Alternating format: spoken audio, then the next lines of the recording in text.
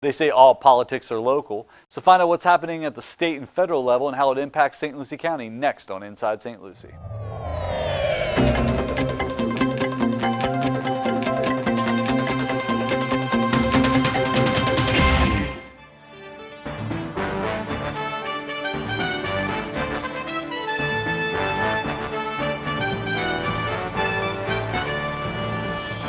Hello and welcome to this edition of Inside St. Lucie, SLC TV's monthly government affairs show. I'm your host Eric Gill, Communications Division Director for St. Lucie County.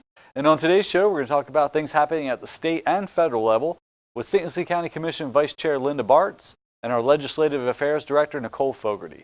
But before we meet our guests, here's some upcoming events and announcements from the Board of County Commissioners. St. Lucie County offices and attractions will be closed on Monday, November 12th in observance of Veterans Day, and the libraries will be closed on Saturday, November 10th. All St. Lucie County facilities, libraries, and offices will be closed Thursday, November 22nd and Friday, November 23rd for Thanksgiving. Join us in the studio for Covering the Bases with the Mets on the third Monday of each month, featuring the Chamber of Commerce and the St. Lucie Mets. You can be a part of the live studio audience on the corner of Virginia and 25th Street and learn more about the important work nonprofits are doing here in St. Lucie County.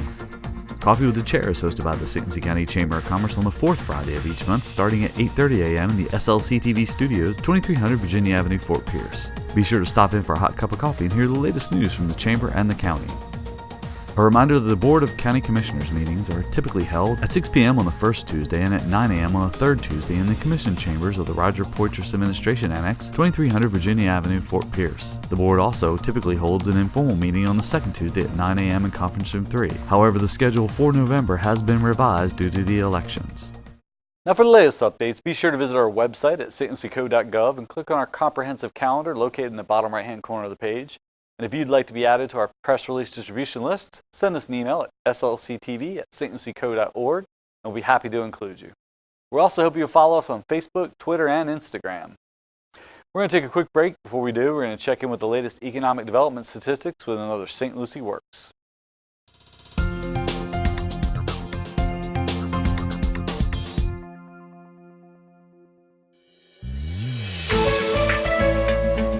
Bed tax revenue figures for August were not available from the tax collector's office at production time. Overall building activity decreased in August by 30% compared to July, with 826 permits being submitted. Revenue for that time frame, however, was up 5% with a total of $364,103 in permits. According to the Florida Realtors Association, the average median home sale price in August was nearly $225,000, up 9% from last year, while condos jumped in value by 19% with a median price at roughly $167,000. St. Lucie County's unemployment rate fell to near record lows with 3.8% in September compared to August's 4.7%. Last year, St. Lucie's unemployment rate was 5%. Statewide, the unemployment rate in September was 3.7%. There were 8,600 more jobs in the Treasure Coast compared to last year, with the largest gains in leisure and hospitality with 2,300, retail with 1,700, and health and education services with 1,400. If you work for a local business looking for skilled or trained labor, be sure to contact the staff at CareerSource as they can assist your company with its recruitment and training needs. And if you're an individual looking for a job, they can help you as well. Visit the CareerSource online at careersourcerc.com or call 1-855-4U2-HIRE.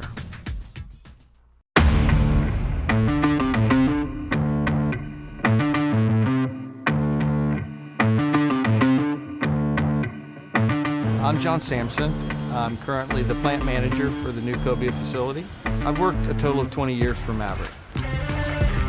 Completing a project and seeing that boat roll out the door is very satisfying. Depending on the model, it's within 2 weeks from start to finish to essentially pour the liquid out of a drum into the mold and to the end of hanging a motor, putting it on the trailer, and being able to go to the water.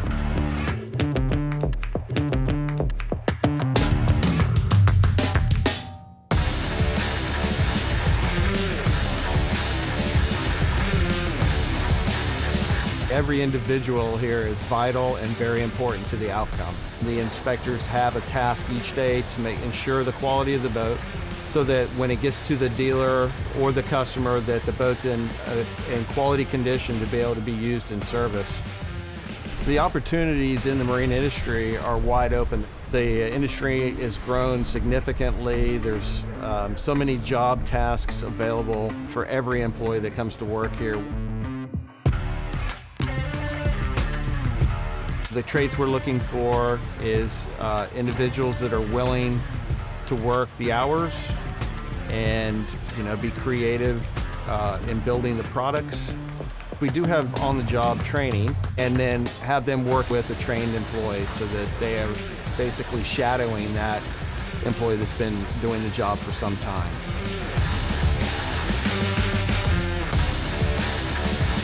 My favorite thing about my job is that I've been given opportunity to be able to advance my position with the company. You can start off as just a new hire and work your way up to have a real career here. And it's a lifelong career that you can work towards. It's something I've had for my entire life. I've been in the boat industry as a young adult, and that's what I'm going to continue to do till I retire.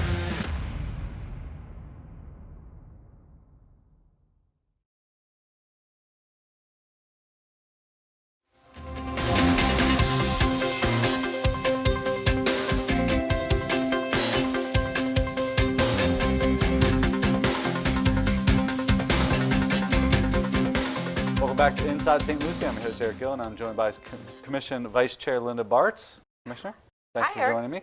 And Nicole Fogarty, our Legislative Affairs Director. I'd shake your hand, but it's a long reach. I was going to say we're a little too far. Yeah.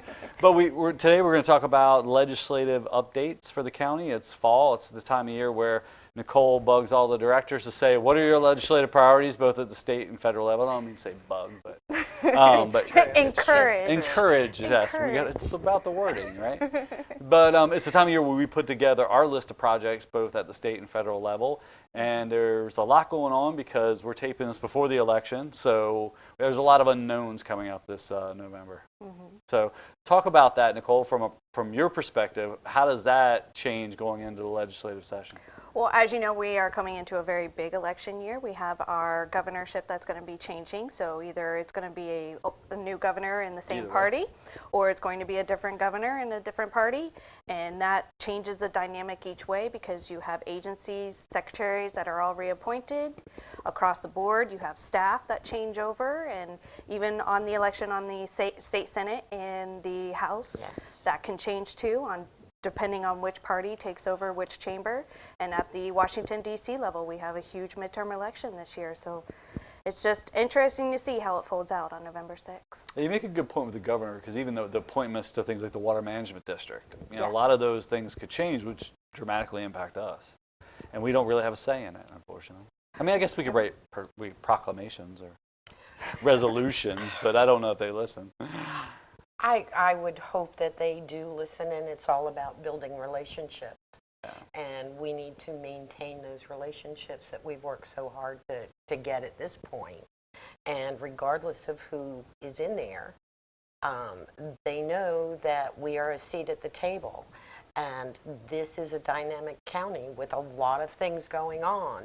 So we'll work on that. And we've seen a lot of those relationships get strong over the last couple of years. We've had some groundbreakings recently and ribbon cuttings, and we've had politicians there at the state and federal level, and hopefully it's not just because it's an election year, but because they helped to fight to bring those money back to this county for those projects. Absolutely. And we just need to keep working in that direction regardless of what happens with the elections. Sure, absolutely.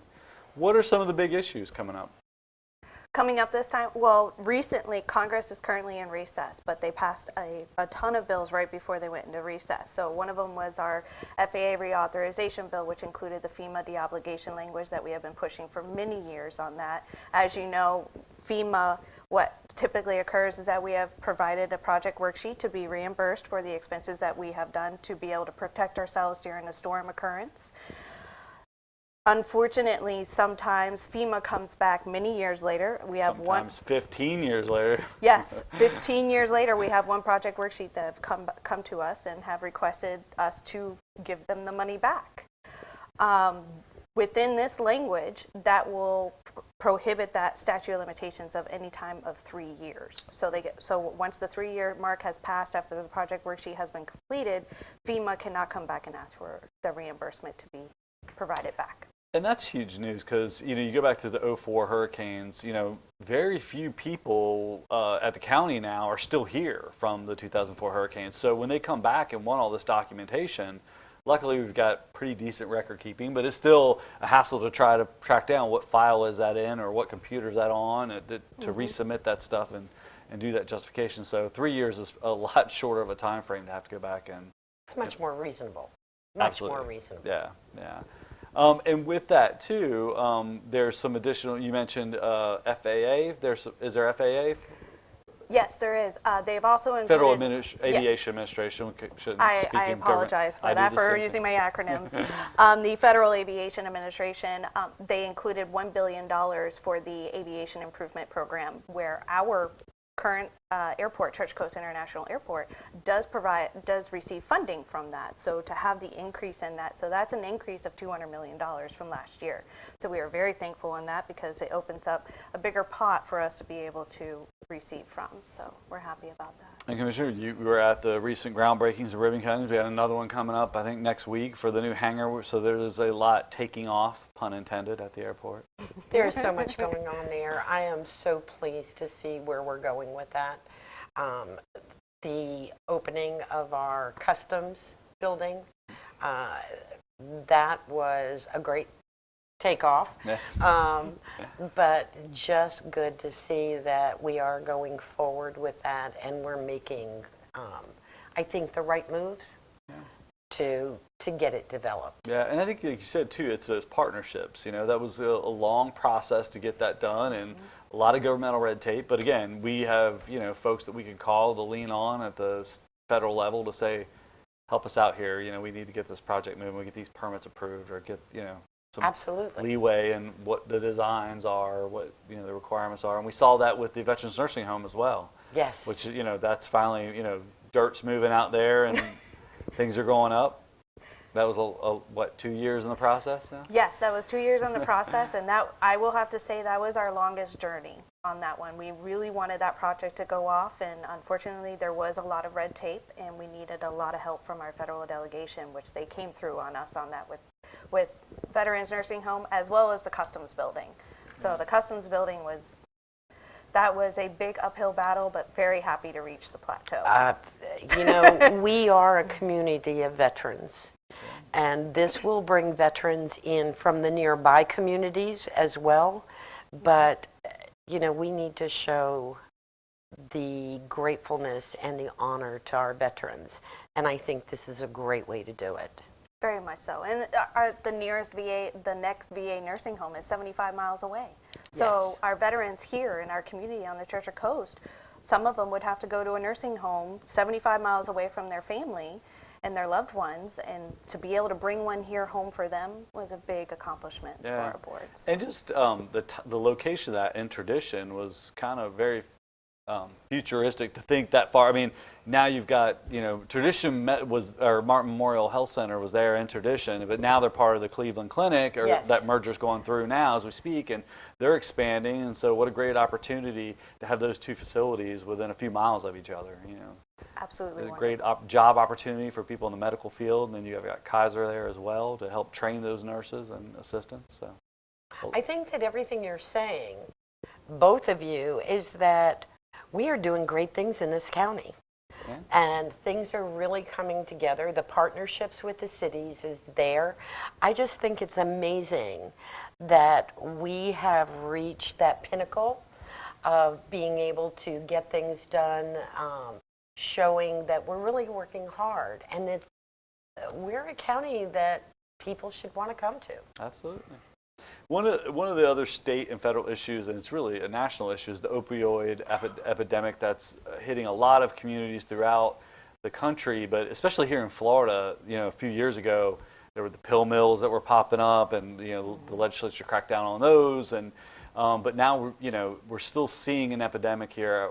I was in leadership through the chamber this past year, and we did a tour of New Horizons. They were talking about the Narcan that's available Yes. on all of our ambulances and first responders that are out there to help with those people, and the amount of overdoses they're seeing. It's incredible. And I think you're on the regional task force for that. I am.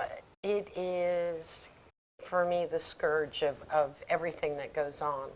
And it started prior to those pill mills, Sure. when it was so easy to prescribe because I have a backache, I was in an accident, whatever that case may Sure. be. But the pharmaceuticals were out there. The unscrupulous doctors that were handing out pills truly by the handfuls. And it really gave us, as a state, such a bad reputation. We had people coming from other states that were coming in with people in vans and literally going from pill mill to pill mill and taking that back to their state. So, you know, we've talked about the effect here, but what we've never really been able to gauge is that effect elsewhere, and how many people were dying because the pills that were bought here. Sure. So, you know, you take those pill mills away, and The now, addiction doesn't go away, though. That's No, the problem. So no. they turn to other substances. absolutely, and it's easier to get, it is less expensive, and, you know, frankly, it is killing our families. Yeah. So, you know, we see a lot more grandparents raising children. We see a lot more children in foster care. That has been a big outcry, that there just are not enough foster parents. And, you know, we've got to continue to work hard to do something about this. And it also ties back into the mental health system as well. Absolutely. And you constantly hear, you know, we were at New Horizons, they just don't have the funding. And, you know, the state isn't funding them, and we don't have the funds to fund, you know. So how do we solve that issue? First of all, we're finally starting to talk about mental health. Yeah, That was a taboo subject. sure. For some reason, it was okay to talk about an addict, but it wasn't okay to talk about mental health. And we are finally, with so many places like New Horizons and many of our not-for-profits that are out there working in a lot of different areas, we're starting to talk about it. There is no doubt that we've got to have the funding to move forward. There is no doubt that, you know, our insurance companies allow our addicts or even a mental health Sure. person to be put into a hospital, but it is such a limited amount of time and a limited amount of money that you're not getting the results. And what we do is we then release those people, and there's not enough follow-up. Either their families don't have the money. Many of the families have said, we're done. Sure. So, you know, you get out, you think that you're going to have some things to do, and your family says, you know what, 30th time, Yeah. I can't do it again. Yeah. And I get it. Sure. I get it. But we can't stop trying. Yeah. It's almost like the recidivism in Yes. the jail system, you know. Correct. You do time, you come out, nobody will hire you because you've got a record, and Yes. then, you know, you end up back in there. And it reminded me, too, when you talked about the stigma of talking about mental health issues, and whether it's clinical depression or whatever. It was almost like the AIDS epidemic. You know, we had a very high Very HIV similar. rate in this community, and people didn't want to talk about it, you know. And I remember we did an in-depth conversation show probably 10 years ago, and we had people come to, you know, and bravely sit down with me and talk about living with HIV. You know, and that was still pretty brave 10 years ago, but 20 years Yes, ago was, you yes. know, nobody would mention it. And so, you know, you've got to, like you said, remove the stigma, have a conversation, because that's the only way you're going to have solutions. And the fact is that there are very few families that are not affected by a mental health issue. Yeah. And some of them are so easily taken care of. But they just don't want to talk about it. Yeah. And, you know, we all want to say our children are perfect. Can't be a problem there. No, mine. It's not mine. Mine aren't. I love them, but And you know what? But the problem is that many of them don't want to say, yeah, maybe it's a mental health issue. sure. Or you need to go Ins- see somebody. Yes. You know, they will say, yeah, my kid acts up. Yeah, my kid is overwhelming and hyperactive, but not really. Yeah. And some of those things are very easy to Sure. address early. But again, so many are affected by this. Yeah. We need to continue to talk about it. We need to continue to look for funding, and we need to continue because it makes all of us healthier. You know, on a personal level, on a city level, on a county level, in the business arena. It makes us all healthier. Yeah, absolutely. And especially the federal government is now starting to talk about it. Yes. Years before, like she mentioned, it was a stigma. We don't have an issue. What are you talking about? We don't have an opiate Sure. epidemic. A lot of people were using that word. We don't have an opiate crisis. In the past, I would say about 4 years, it's starting to be mentioned. Our previous administration, he had developed what was called I don't want to say the word drug czar, but it was Well, within. they already did. called it. They I called think him they the called drug Wait a czar. minute. Yeah, we they did have a Yes, drug they did. czar. And if you remember, he came from St. Lucie County. Yes, he did. Yes, one of them. Yep. And so with this, the current package, the opiate package that passed, currently, before this package, you cannot use Medicaid funds to cover treatment. And that was a big thing because a lot of these people have already lost their jobs because of their addiction. They have lost their homes because of their addiction, their families because of their addiction. So the only health care that is provided to them is Medicaid. Well, Medicaid never covered you when you went into treatment. Now with this, the federal government has approved the use of Medicaid funds for up to 30 days. So that's huge because before even your own health insurance only covers you 28 days. Right. Medicaid will cover you for 30 days. They will also cover your expenses after follow-up. They'll do the follow-up expenses as well to a therapist who will accept Medicaid. Sure. Of course, you have to find the therapist that will cover Medicaid, unfortunately, but there's the follow-up after that effect, after your diagnosis. So and treatment. we are making baby steps. We just need to keep working at Yeah, it. but funding is a big issue. Absolutely. Funding Always. is huge. Yes, there is funding that is included in this, but many times, even our own congressional delegation has said that it's just not enough. We need more. So it's Yeah. something that is going to be continuously funding, but it's an investment in hoping that that person does recover from their addiction and does become another contribution to society. Yeah. So. I mentioned the elections earlier, and this will be taped after the elections, but I sat in a few debates and forums, and one of the things that I thought was interesting for people running at the state level and even the federal level, they kept saying, we don't want to take away home rule. We don't want to take away home rule. And, I was a little skeptical because I thought, well, that's all you've done for the last Yeah. few years is Thank you. take away For the home last rule. 10 I could years, say that, I actually. guess. Yes, you can. I could say it too. Okay, but so do we hope there's going to be any change at the state level in when it comes to that home rule, or there's 13 different amendments on the ballot this year, and Yes. some of those could have a local impact. At least that's giving local voters a chance. But even something like Amendment 1, we could all vote that down on the Treasure Coast, but it passes in Miami and Jacksonville and Tampa, and then it carries statewide. So again, there goes home rule out the window. Well, we have continued our conversations with our delegation, and they say they don't want to take away home rule, but then we see these pieces of legislation that come out and they are in complete opposition to home rule, and then we have to go and we have to try and work with them, and we keep being told that, well, you're just not doing your job right. Yeah.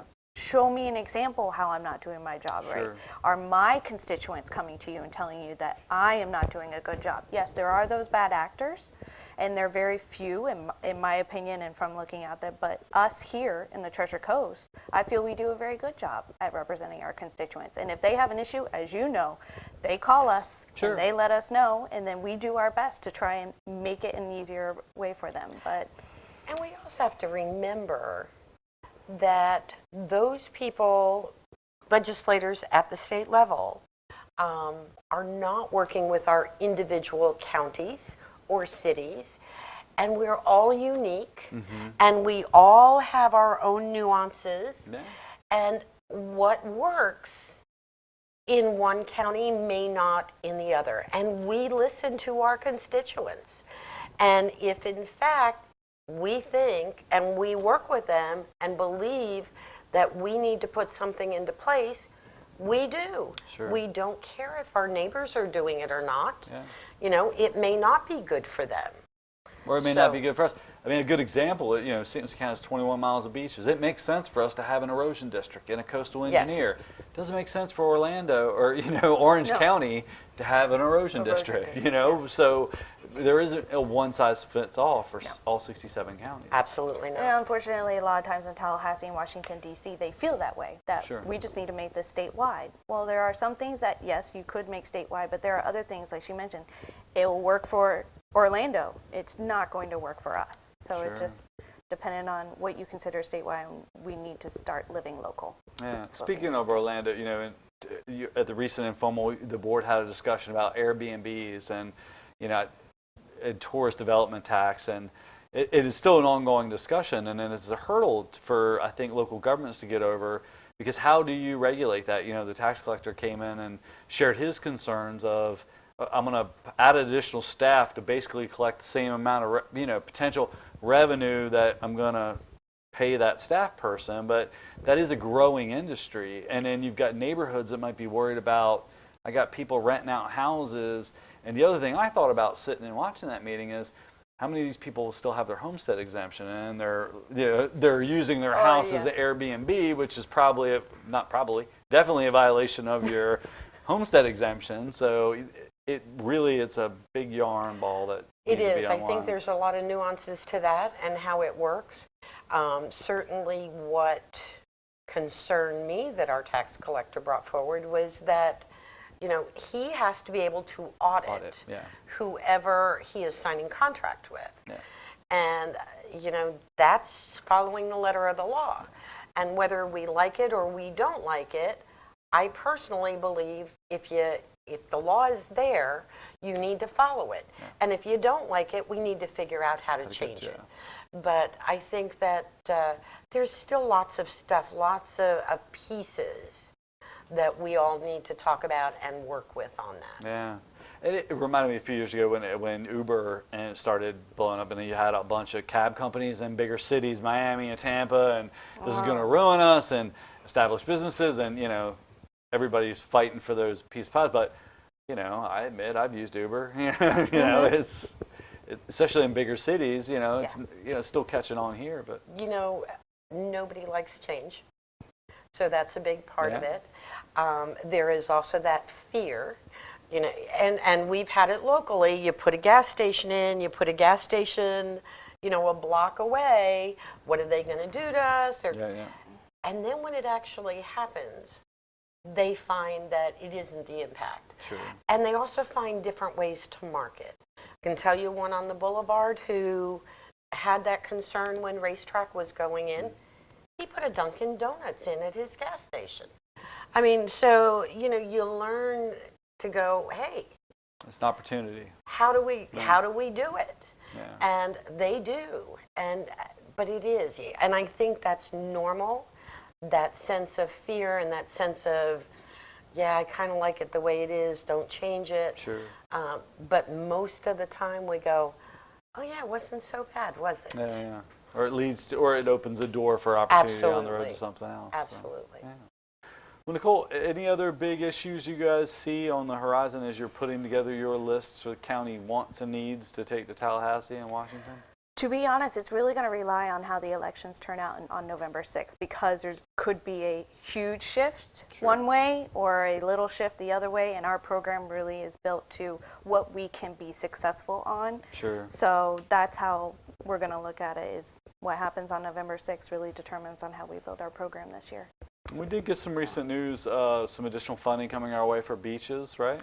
Yes, we did. WRDA, the Water Resources Development Act, was just approved late last week, and in one of those was the federal authorization of our South County beach segment.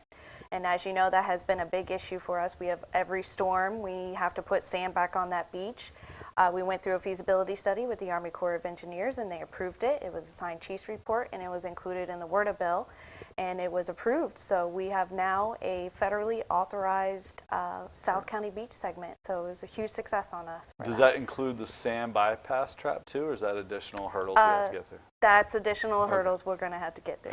So. Because that seems the most logical sense to me, to dig that sand pit in the inlet, because that's where the sand goes anyway when it comes off the beach, and then we can just pump it out of there pump it right instead over. of trucking it or dredging it offshore. But And it saves costs too. yeah, exactly. It is a I'm not an huge cost engineer, but I benefit know for what it us costs to drive up and down the. to drive, and then also dredging offshore. Yeah. I mean, that's a big expense. But at least now that's considered a federally designated project, so we shouldn't have to fight as hard every year to get those. We should funds. not. But we will I'm going to take But that we will word. continue to. But Yes. we will continue. He knows how to You phrase know it. what? You take your successes. Yeah. We're grateful. We celebrate them. But we can't stop at Sure. that. We have to go to the next project. And that's how we succeed and we grow and we continue to develop. But if we stop, Yeah. there's too much going on here. Too Yeah. much good stuff going Yeah. on.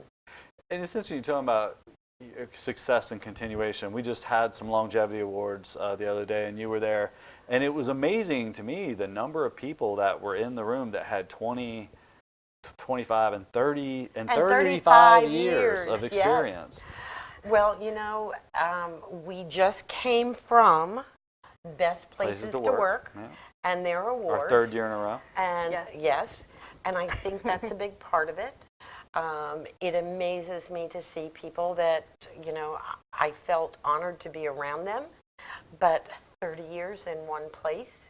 And some of these people started here right out of high school.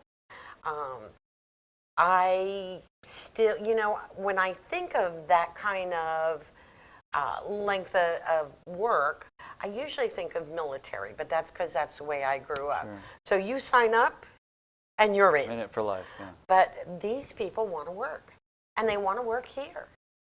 And that's pretty amazing. Yeah. So, we need to continue doing what we're doing.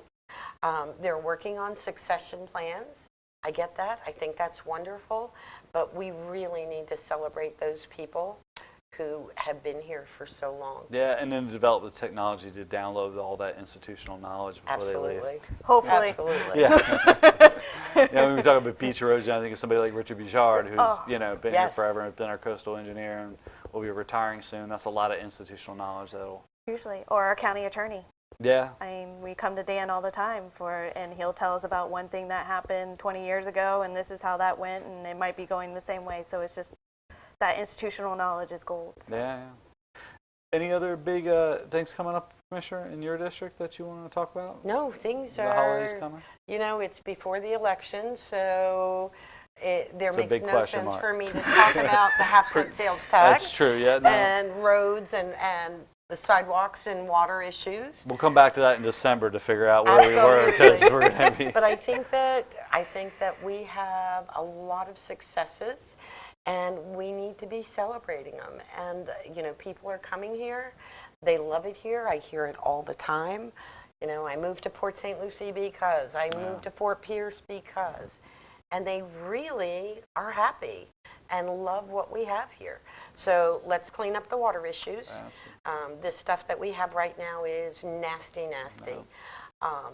And let's move forward. Yeah, and it was interesting. Howard Tipton, our county administrator, State of the County address. You were there for the chamber Yes. luncheon, and we're talking about, from a year ago, the big jump we made at the port, and finally purchasing the port. And I remember the county administrator who hired me, Doug Anderson, said his biggest regret when he retired was we never got the port. We never got the port. We couldn't get the port, and now we're finally moving. And I know you're on a cone of silence still until. I am. Yeah. However, sometimes timing is everything. Yeah. Knew Doug Anderson well. I sat on the budget committee back Yeah. then, so I get that. Yeah. But I think it took the right time. Yeah, I wasn't blaming Doug. No. I wasn't blaming you, so, Hopefully he's not watching this one. No, he doesn't No, watch he anymore. did. He did a ton of good stuff, but it takes the right timing. You have Yeah. the right people together. It just was a lot of things that Yeah. had to come together. Yeah. And who knows? As much as Doug would have loved to have done it, it just wasn't the right time. Yeah. One thing I thought was interesting, though, when Howard brought that up was Jim Turner with Apple Machine. Yes. And there are still naysayers out there that question, well, is this going to be another failed investment? And and I think even if and he and I were talking before, even if we just sold we could still sell the port and probably make our money back, if Yes. we couldn't develop it into the mega yacht industry. But Jim Turner, a local machinist who makes parts and things, one boat alone, I think that he raised, in 4 months, $250,000. Yeah, one company made that much money in 4 months off of one ship. So there's got to be additional ripple effects through the community if that's just one business. Absolutely. I'm sure that there's lots of other businesses that could attest to their business going up, and including our restaurants and things.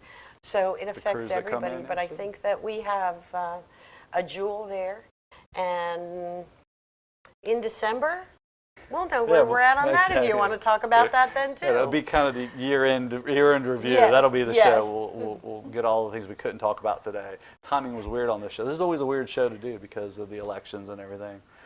So, but thank you both for coming on. Unless there's anything we didn't get to mention, Nicole, No, at the state, you want to bring us back just some money? get out there and vote, please. That's Oh, true. yes. This will Vote. be after. Yeah, they'll only have 6 days. This will air November 1st, so you got 6 Well, days. you know what? Thank you for your vote. Thank you for voting. Thank you for doing your civic duty. And if you didn't vote, then you can't complain. That's what I always say. But Well, if it's November 1st, they still have time. that's true. You still have time. They have time. Go to the polls. If you haven't been there, go to the polls. Yeah, Get informed and vote. great. Well, thank you both for coming on today. Thank Thank you, Eric. you. Don't go anywhere. We're going to take a quick break. Before we do, we're going to check out on some work being done in Northwest Fort Pierce with another project update. St. Lucie County's Road and Bridge Division recently completed resurfacing 2.4 miles of county roads in the Harmony Heights neighborhood in northwest Fort Pierce. The project began in mid-September and was completed by early October as crews took the existing dirt roads and mixed them with additional rock and cement, smoothing out the roadway and compacting it to provide a stabilized base and shoulder that would support a new hardened surface chip seal layer. Chip seal is a thin layer of crushed granite that is sealed with an asphalt emulsion. Chip seal is a pervious, low-cost road surfacing treatment that can be applied to dirt roads that have limited capacity for drainage and stormwater runoff. The county has been working to apply chip seal to dirt roads in order to control dust and stormwater pollution. It eliminates the need for weekly road grading and provides a better driving surface than a dirt road. Funding for this project was roughly $402,000 coming from the Transportation Trust Fund, also known as the gas tax. The contractor for this project was Asphalt Paving Systems of Zephyr Hills, Florida. The next phase of drainage improvements planned for the Harmony Heights neighborhood is Phase 1 North. This phase includes areas north of Juanita Avenue and east of 43rd Street. The goal of this project is to construct dry retention ponds and associated swales on a 27-acre site located in the overall 228-acre subdivision. Due to the age of this area, the subdivision currently lacks a stormwater management system, which results in direct runoff of untreated stormwater to adjacent canals and ultimately the Indian River Lagoon.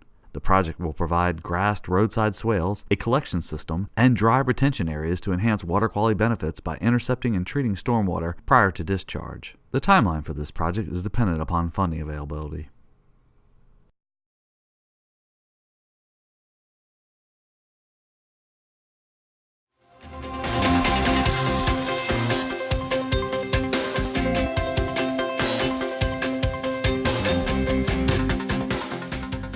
We hope you've enjoyed this edition of Inside St. Lucie, and we hope you'll tune in again next month.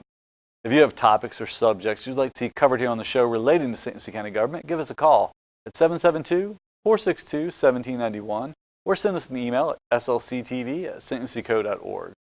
And if you'd like to see previously aired episodes of this or other SLC TV programs, visit our YouTube page at youtube.com/StLucieGov. I'm your host, Eric Gill, for myself and the staff. Thanks for watching.